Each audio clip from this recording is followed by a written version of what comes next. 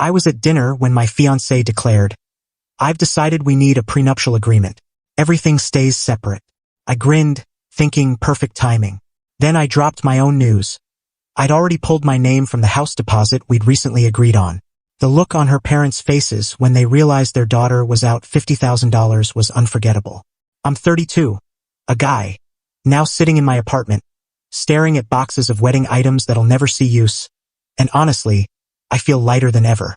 The past 2 weeks have been wild, and I need to vent. I've been with Qley, 30, for 3 years, engaged for 6 months. She's in fashion marketing, earning about $65,000 a year. I'm a software developer, making around $140,000. Not boasting, just setting the stage. We've been searching for a house for months. Last month, we found the ideal spot. It needed some TLC, but the structure was solid, and the location was prime. The house cost $420,000.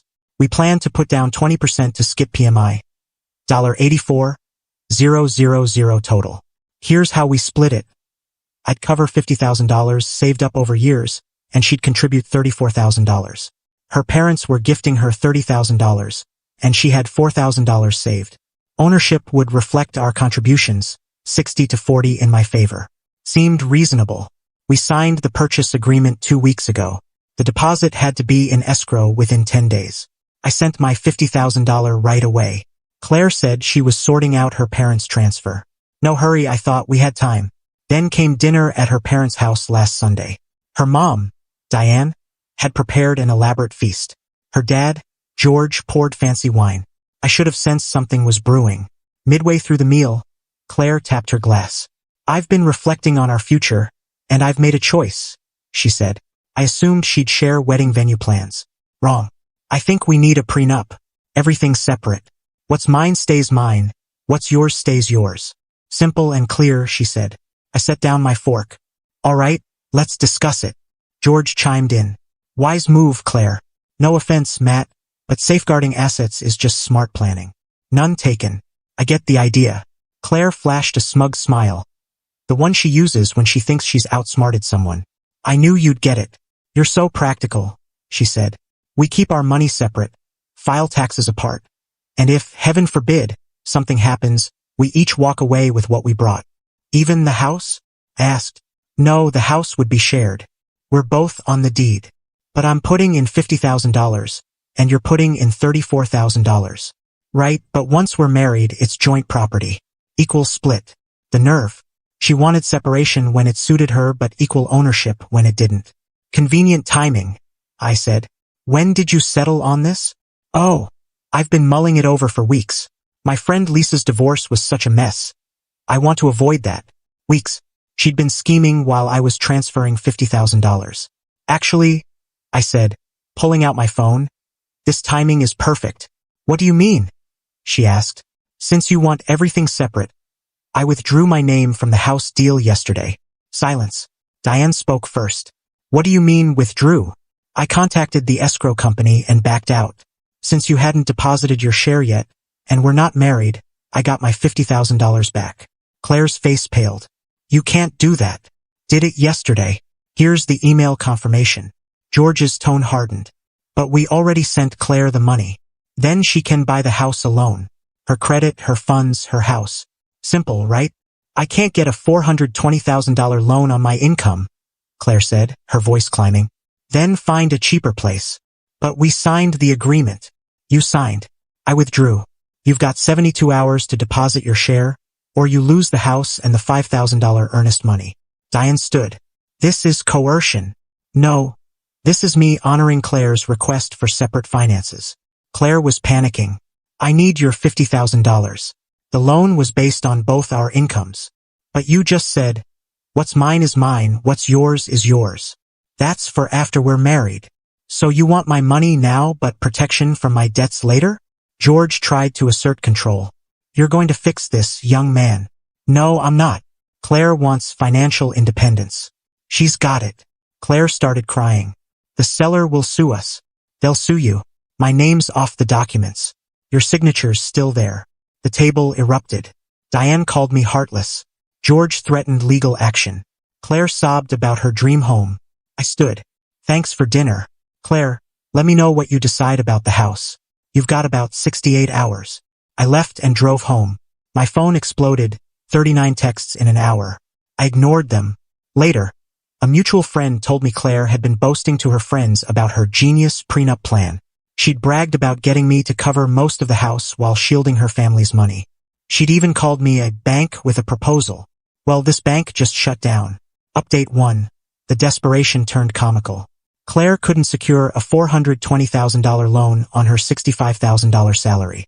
She tried banks, brokers, even sketchy lenders. Best she could get was $200,000. The house was gone, along with the $5,000 earnest money. Her parents were livid, not at her but at me. George showed up at my workplace Monday morning. You cost us $35,000. The $30,000 gift plus the earnest money. I cost you nothing. I backed out of a purchase before marriage, which I'm allowed to do. You knew she couldn't afford it alone. Then she shouldn't have demanded separate finances. That's not what she meant. It's exactly what she said. I showed him her text. Everything separate, clean, and simple. What's mine is mine, what's yours is yours. He tried to snatch my phone. Security escorted him out. Tuesday, Claire sent her friend Tara to mediate. We met at a cafe. She's open to a compromise, Tara said. Prenup, but the house is joint. That's not a compromise. That's what she wanted from the start. No, she's giving up some things, like sharing streaming subscriptions. I laughed. Streaming subscriptions? She wants my $50,000 for a house but offers Hulu access. You're being unfair. I'm being consistent. Separate is separate. She loves you. She called me a bank with a proposal. Tara flushed. Who told you that? Doesn't matter. It's true, isn't it? She mumbled about girl talk and left. Wednesday, Claire went public, posting online about how her dream home was taken by a man intimidated by a strong, independent woman. The comments weren't kind. Wait, you wanted a prenup but expected him to pay more for the house? Separate finances but joint property? That's not how it works. A coworker even commented, didn't you say you were getting him to fund most of it? The post was deleted in 2 hours. Thursday was wild. Her parents invited me to dinner to resolve things maturely. I suggested a neutral restaurant instead. They agreed. George brought a slideshow. Here's our plan, he said. You and Claire buy a house. You put in $50,000, we give $30,000, but it's 50-50 ownership. So I pay 62% but own 50%? It's about building a life together. With separate finances, as Claire demanded? Diane tried guilt. Don't you love her? Don't you want her happy? I wanted a partner. She wanted a financier. That's not love. Claire finally snapped. You embarrassed me. Everyone knows you bailed on the house. You embarrassed yourself with that prenup stunt. It was for our protection. No. It was for your protection while using my money. That money's nothing to you. There it was, entitlement. That money is 3 years of saving, skipping trips, living frugally. But to you, it's nothing, because I have it and you want it. George tried one last pitch. What if we repay you over time? Repay me for what? I didn't give you anything. For your share of the house. What house? The one we didn't buy. The one Claire couldn't afford. They stormed out. Friday, I got a letter from Claire's lawyer, claiming $50,000 for detrimental reliance and breach of promise. My lawyer laughed for a solid 5 minutes. He responded, 1. No money was exchanged between us. 2. Withdrawing from a purchase before marriage isn't a breach. 3. Her texts prove she wanted separate finances. 4. Detrimental reliance requires reasonable expectation, and expecting someone to fund a house while demanding separation isn't reasonable. Haven't heard from her lawyer since. Update 2. Things got absurd. Claire spread a story that I'd financially manipulated her, claiming I'd sabotaged her dream home. She omitted the prenup ambush. Her friends, book club, yoga crew, even her stylist, messaged me to do the right thing. I kept it simple. She wanted separate finances. She got them. Then she made a mistake. She went to my mom, a retired family court judge who's seen it all. Claire tried tears and sob stories. Mom called me later. That girl's a piece of work.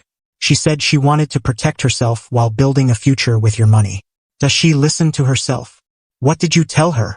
That she's lucky you stayed this calm. I've seen men lose more to worse in my courtroom. Claire didn't stop. She found a smaller house, $250,000, in a rougher area, and texted me. Found a sweet starter home. You put in $30,000, I'll do $20,000. Fresh start. We're not together anymore, Claire. What? Over one argument. Over you showing your true colors. She showed up at my place that night with her parents and a realtor, clutching listings. We can tour tomorrow, she said, as if nothing had happened. Claire, we're done. The wedding's canceled. That's when it sank in. You're serious? Over a house. Over your prenup scheme. Over calling me a bank with a proposal. Over using me while protecting yourself. George stepped in. Listen here. Sir, you're trespassing. Leave or I call the police. Diane sobbed. We gave her that money for your future. You gave her money. What she does with it is her problem. The realtor, visibly awkward, tried to slip away. Claire grabbed her. Show him the listings. I shook my head. The realtor bolted. Claire lost it. I did everything right. I was securing our future. You were securing your future with my money. That's what smart women do. Then be smart with someone else's money. They left after more yelling. Neighbors saw it all. Building management sent me a warning about disturbances. I sent them security footage of 3 people forcing their way in and lingering outside my door. They issued Claire a trespass notice. Final update. The fallout was ridiculous. Claire tried to keep the wedding venue, hoping I'd relent. She sent me an invoice for half the deposits. $8,000. I sent back her everything separate texts. She lost those deposits too. Another $16,000 gone. Her parents had paid, thinking we'd patch things up. The engagement ring became a saga. She refused to return it, claiming I'd disgraced her. Legally, in our state, an engagement ring is a conditional gift. No marriage, no ring. She still wouldn't budge. I got my lawyer involved. She returned it but had swapped the diamond for a fake. I'd had it appraised before giving it to her and after getting it back. Caught her. Her parents threatened to sue over the swap. I threatened theft charges. The real ring came back fast. Here's the karma. That $30,000 her parents gave her? IRS gift tax rules apply. Since it was to her, not us, and exceeded the annual exclusion, they owed about $4,000 in taxes. Plus, Claire had to pay income tax, around $6,000, since she couldn't prove it was for a home purchase. No house was bought. Their $30,000 gift cost them nearly $40,000 and got them nothing. Claire's now living with her parents. She lost her apartment after giving notice, expecting to move into the house. She still posts about overcoming betrayal and thriving despite toxic men. A friend showed me her new dating profile. Seeking a real man who isn't scared of a successful woman. Must be financially secure and generous. Apparently, she mentions prenups but expects guys to cover dates, dinners, and trips. They bail. One guy reportedly said, "You want a funder, not a husband." Tara, the friend who mediated, apologized. She didn't know about the bank with a proposal comment or Claire's months-long plan to get me to fund the house. Then prenup to protect her share of the equity. The house we were going to buy sold for $400,000, below asking. We could have had a steal, but we was never real. It was always me bankrolling her vision while she shielded herself. My mom nailed it. She wanted a sponsor, not a spouse. Thank God you saw it before the wedding. I'm doing all right. I invested that $50,000 and it's up 8%. Dating's not on my mind yet, but when it is, I'll look for a true partner. Someone asked if I regret my actions. My only regret is not spotting her game earlier. The signs were there. Her "you got this" when bills arrived, planning pricey trips and expecting me to pay, saying, "What's the point of a boyfriend with money if he doesn't spend it?" I thought she was joking. She wasn't. She wanted my funds, not my future. My wealth, not my worries. My assets, not my debts. She wanted what's mine is mine. What's yours is ours. Instead, she got what she demanded, total financial independence from me. Permanently. Edit. Yes, the prenup talk happened. Yes, she said those things in front of her parents. No, I don't think prenups are inherently bad. They can protect both sides. But using one to trick your partner while spending their money? That's just low.